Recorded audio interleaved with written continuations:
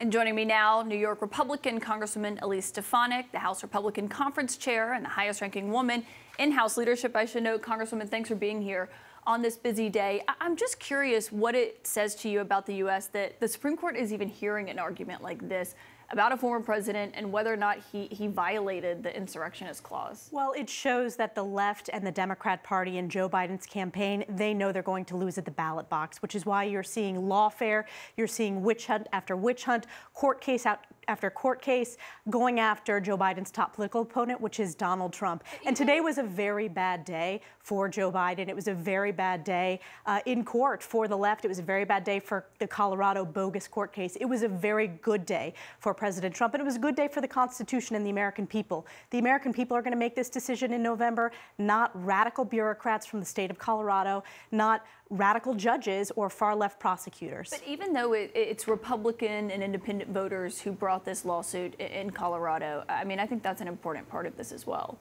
This is a witch hunt against President Trump, and it is not a coincidence that it is while President Trump is skyrocketing in the polls. Meanwhile, we saw a disastrous day for Joe Biden. Joe Biden started this week plummeting in the polls, the weakest polling for a modern-day president, an incumbent president, and yet you saw a feeble mental acuity lacking in the President of the United States just today. So this is a horrible day. It's a disastrous day for Joe Biden. It's a winning day for Donald Trump, and the Supreme Court case is likely to have multiple liberal justices that side with the conservative justices in this case, siding for the Constitution. So you think that the court here is going to rule and overturn the Supreme Court in Colorado's decision? Absolutely. And you heard questions, whether it was from Justice Elena Kagan, you heard multiple questions from the liberal justices who are likely, I believe this could be a 9-0, an 8-1, or a 7-2 case. So the next thing that the Supreme Court could potentially take up is the question of Donald Trump's argument, his assertion of presidential immunity. If you trust the Supreme Court's decision on the 14th Amendment, will you accept what they decide on presidential immunity as well? Well, certainly I will have something to say when the court makes that decision,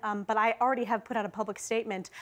Of course, the president has presidential immunity. You can't handcuff a sitting president of the United States for future presidents to go after them. It would not allow them to do their job in their official capacity. So that was a wrong-headed decision. I expect the Supreme Court will overturn that as well. The appeals court decision. Yes. Does that extend to President Biden? Do you think that he can do whatever and not get prosecuted as well? Well, that's what the Trump campaign put out. They said this is a very slippery slope because it means that if you're of an opposing party, that you could go after your predecessor based upon policy disagreements or official acts. So that's why this is so egregious. And the reality is, Caitlin, the issues that the American people are concerned about, they're concerned about the border, they're concerned about the inflation crisis, they're concerned about the lack of leadership from the sitting president of the United States, Joe Biden. That's why they're going to make the decision to vote for President Trump at the polls. And that's why you're seeing, despite lawsuit after lawsuit, President Trump's numbers continue to go up because this is not a fair justice system right now.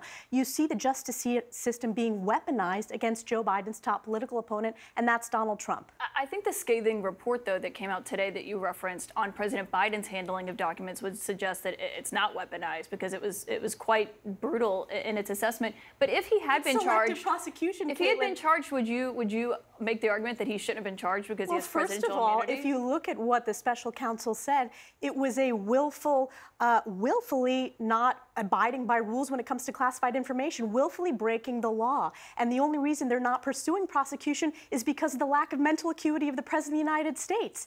And this disastrous press conference. But it's also because he cooperated. No, so do you agree it's specifically specifically because of the mental acuity. That was pointed out in the document. That's why you saw a panicked White House forced out a doddering, unfit President of the United States for a disastrous press conference to try to clean it up, and it only did more damage. The reality, Caitlin, is Donald Trump is going to win this November, and Democrats are spiraling out of control because they see that Joe Biden continues to plummet. His polls are going to go down much further tomorrow based upon that horrific press conference today, and it's selective prosecution. The fact that it's not even a slap on the wrist when the prosecutor himself, the special counsel himself, but it is not a slap on the wrist when they that specifically if Donald say Trump, we're not pursuing that prosecution. But they talked, a big part of this is that President Biden went and sat down with them for 2 days, over the course of 2 days. Obviously, that's the interview that you're talking about, where they talked about his age. Donald Trump hasn't cooperated. Don't you just think if he had cooperated, he could be in the same situation? This is at the behest of Joe Biden. But if he had cooperated, don't you think he could be in the same First of all, there is a situation as difference President here. Biden? President Trump has, according to the Presidential Records Act, he has declassification authorities. Joe Biden does not have that when he was Vice President of the United States. Joe Biden also had classified documents when he was a sitting senator. That is not covered by the Presidential Records Act. So to say... I've read the Presidential Records Act. It also doesn't give Trump the authority to just take documents and keep them in a ballroom. This was a raid on Mar-a-Lago, Caitlin, versus working with Joe Biden and saying he willfully broke the law but refusing to prosecute. But it that's is selective prosecution. That's my point, because Trump did not hand over the documents for more than a year. Jim Trusty could tell you that. From the DOJ, from Joe Biden's DOJ, ordered by Merrick Garland not to prosecute against Joe Biden, even though it specifically found that he willfully broke the law. It was an independent special And on top of that, counsel. the reason why they're not prosecuting is because they say he's mentally unfit to put in front to pursue that. That is unheard of, and it is selective prosecution, and it's why people inherently know across this country if your last name happens to be Biden or Clinton, you get to live by a different set of rules than everyday average Americans. I think Hunter Biden would disagree with that, and I will note Robert Hunter Biden got a sweetheart deal. Let's talk about that. He's been indicted Let's talk by the more about the corruption of the Biden Hunter family. Biden was indicted, and he's got a special counsel. This was a special counsel. And then got a sweetheart deal from Joe Biden's DOJ. I want to talk about you because I think, you know, in a lot of your public appearances and your public comments and you know, the resolutions that Republicans are introducing on Capitol Hill that you're a part of, people want to know if you're auditioning to be Donald Trump's vice president.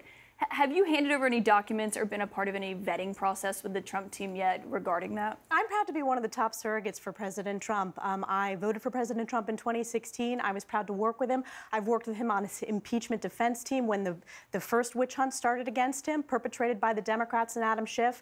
And I'm proud to be a top surrogate. I would proud to serve in a future Trump administration, but we have a lot to do. I have a lot of responsibility as the House Republican Conference Chair, and most importantly, as the representative for New York's 21st Congressional District, giving them a seat at the highest level. And we're focused on the issues that matter to the American people. The border crisis, which is raging across our country. House Republicans passed a border security bill. Joe Biden has failed. In fact, he has caused this border crisis. Well, also, I mean, the Republicans in the Senate. We passed a border bill. Right, we passed one that a was border never going to pass a Democratic-led We passed a border bill, and you and I both know how difficult it has been historically for a border bill to come together. Yes, we just saw what happened with Republicans on Capitol Hill. We got it done. House Republicans passed a border bill that Joe Biden opposed. I want to talk about the Biden border crisis is because of Joe Biden's executive action. HR2 he is a Democratic president. And Joe Biden opposed that.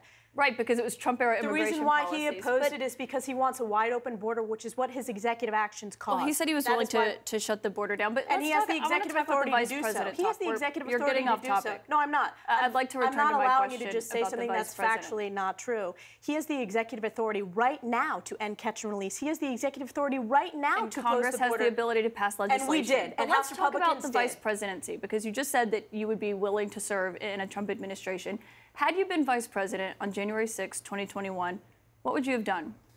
I stood up for the Constitution. I believe it was what would you have done if you were vice president? I would not have done what Mike Pence did. I don't think that was the right approach. I specifically stand by what I said on the House floor, and I stand by my statement, which was there was unconstitutional overreach. There was unconstitutional overreach in states like Pennsylvania, and I think it's very important that we continue to stand up for the Constitution and have legal and secure elections, which we did not have in 2020.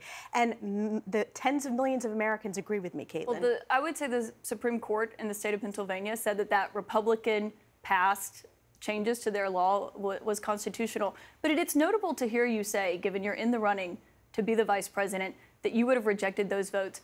Come this election, when Vice President Harris is in that position, would you be okay if she rejected the votes if Donald Trump wins? Listen, we need to make sure the election is constitutional and legal. We're talking about Democrats. Legal. It was not, Caitlin. It was unconstitutional when there was circumventing state legislatures unilaterally changing election law. I stand by my statement on the House floor. And again, tens of millions of Americans agree with that statement and have questions about the validity and legality Republicans are so in doubt about the election. Because the American people have rightful questions on the constitutionality. Because Republicans are so in doubt. And let me say this for you. When it comes to this election, we are seeing the Democrats trying to remove President Trump from the ballot. That is not constitutional. That is not on a legal and safe, secure election. That's literally what's being discussed at the Supreme Court today, because radical leftists can't stand the fact that Donald Trump continues to skyrocket in the polls and Joe Biden continues to plummet. And when you get outside of CNN, if you get outside of CNN and talk to hardworking American people, like in my district, like across this country, they want to see new leadership in President Trump, and that's why he's going to win. You deleted a statement that was on your website recently calling January 6th a tragic day. Why was it deleted, though? I have all my public statements from the current Congress. You can access all of my previous public statements. But why was it deleted from your website? I only have the press releases from this current Congress. All of those statements are available since I was elected on multiple social media accounts, and you can access it there, just like everyone can. So it wasn't a retraction of what you said? No, certainly not. I have press releases for this current Congress, and the reality is you as a journalist can go through all of my official social media accounts and find all of my previous statements. The last thing I have to ask you about is you've referred to the January 6th defendants as hostages. As someone who was in Israel for several weeks after October 7th and met with families of real hostages, don't you find that offensive? I've given those family members of hostages in Israel, we've hosted them among House Republicans, and we continue to stand up to make sure Israel has the right to defend itself. And Caitlin, you should be condemning the fact that the President of the United States called into question Israel at his press conference today. Meanwhile, he misunderstood and confused the President of Egypt with the President of Mexico. But I will continue to stand up for Israel's right to defend itself, and yet you have a President of the United States who issued a veto threat. I stand by my statement there, and what people are seeing is an unequal Department of Justice, where on one hand you have BLM violent rioters who are not prosecuting. You're going off topic. Who are not prosecuting. You have BLM violent rioters who are not being prosecuted by the DOJ, and you have nonviolent individuals who were in the Capitol on January 6th but did not commit violent acts who are being prosecuted by the DOJ, being held. That is inherently un-American. You draw the distinction in the criminal defendants and the people who were raped and kidnapped into Gaza. I draw a distinction by the DOJ, the fact that they refuse to prosecute violent rioters during BLM, and yet they have an unequal set of rules and go after nonviolent individuals on January 6th. CNN continues to struggle because you continue to fail to understand the American people's frustration with this two-tiered set of justice in this country. I don't think that has to do with calling the criminal defendants hostages. It has to do with a lot more than that, but that's one aspect of it. Congresswoman Elise Stefanik, thanks for your time tonight. Caitlin, thank you so much.